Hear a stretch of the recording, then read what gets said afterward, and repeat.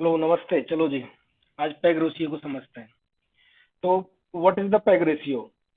Peg ratio एक valuation matric है जो स्टॉक का वैल्यूएशन निकालने में यूज किया जाता है। जैसे कि current P ratio against it's projected earning growth. ये इन्वेस्टमेंट जो भी स्टॉक बाई एंड सेल करते हैं, तो उसमें एक वैल्यूएशन मैट्रिक को निकालने के लिए पैग रेशियो यूज किया जाता है।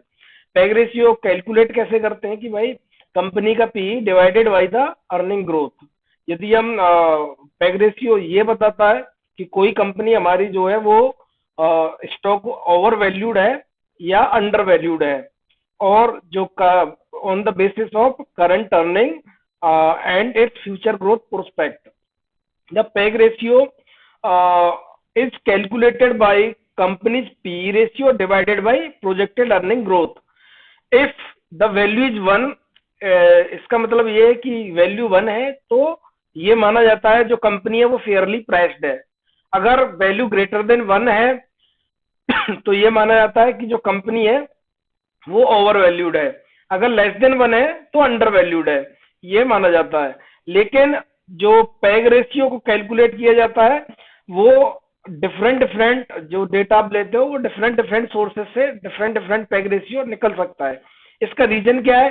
रीजन ये है कि कोई कोई वेबसाइट आपको 1 ईयर अर्निंग ग्रोथ बताती है, कोई कोई फ्यूचर की 3 ईयर अर्निंग ग्रोथ लेती है। तो जो पैग रेशियो निकाला जाता है वो टोटली एक्सपेक्टेड अर्निंग ग्रोथ पे निकाला जाता है।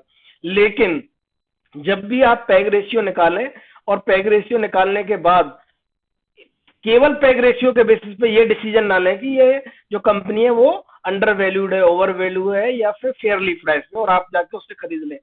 उसके अलावा भी बहुत सारी चीज देखनी पड़ती है, जैसे कि किसी कंपनी की फाइनेंशियल हेल्थ कैसी है, मैनेजमेंट टीम कैसी है, इंडस्ट्री का ट्रेंड क्या है, ओवरऑल मार्केट कंडीशन क्या है।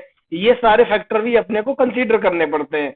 बट पैग रेशियो भी उनमें से एक है जो कंसीडर करना ही चाहिए। अब जैसे कि कैलकुलेट कैसे करते हैं पैग रेशियो को, तो पहले how to calculate P. P जब कैलकुलेट करना सीख लेंगे, पी कैसे कैलकुलेट करते हैं? Market value per share divided by earning per share. उससे क्या आ जाएगा? हमारा पी निकल के आ जाएगा। अब पैग रेशियो कैसे निकालेंगे फिर हम? P ratio divided by EPS growth.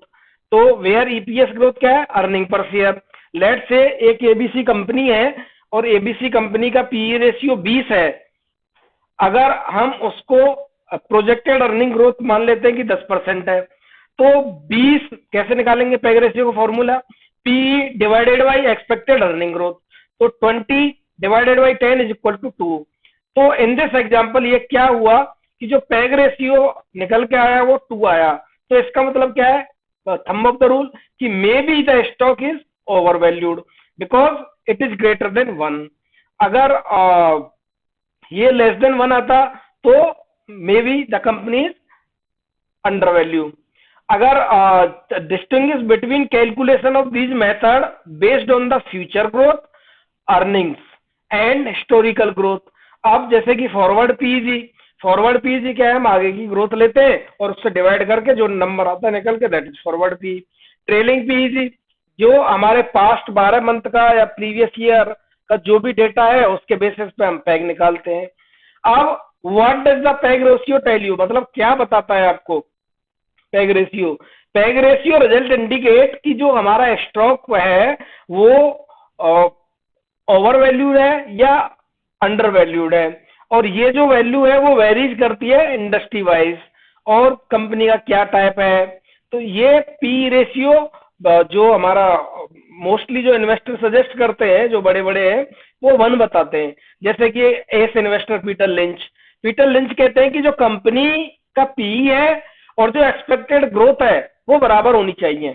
जैसे सपोज कंपनी का पी 25 का है तो उसका जो पैप जो अर्निंग ग्रोथ है वो भी 25% से कंपनी अपने ईपीएस को बढ़ा रही हो, तो वो पीटर लिंच बोलते हैं कि ऐसी कंपनी अगर है तो इसका मतलब है कि वो फेयरली वैल्यूड है, ना ही ओवर प्राइस्ड है ना ही अंडर वैल्यूड है।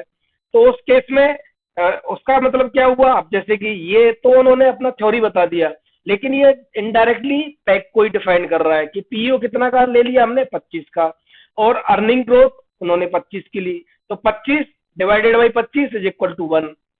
तो that is again a PEG is 1।